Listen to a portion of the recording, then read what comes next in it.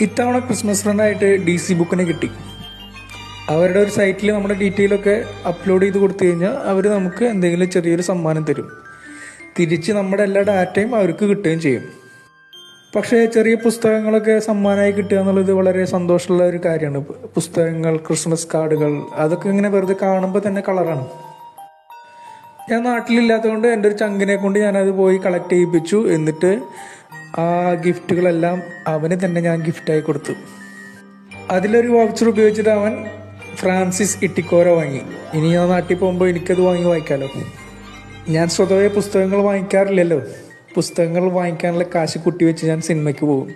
എന്നിട്ട് ഇതുപോലെ ആരെങ്കിലും കയ്യിൽ നിന്നൊക്കെ തെണ്ടി തിരിഞ്ഞ് പുസ്തകം കടം വാങ്ങി വായിച്ച് തിരിച്ചു കൊടുക്കും. കുമ്പളങ്ങിയിൽ സജ്ജി പറയുന്ന പോലെ ഇത്തവണ നീ മാത്രമേ ഉണ്ടായിരുന്നുള്ളൂ കേട്ടോ DC. നീയേ ഉണ്ടായിരുന്നുള്ളൂ. അപ്പോൾ എല്ലാവർക്കും DC ക്രിസ്മസ്. എല്ലാവരും ഒരു കഷ്ണം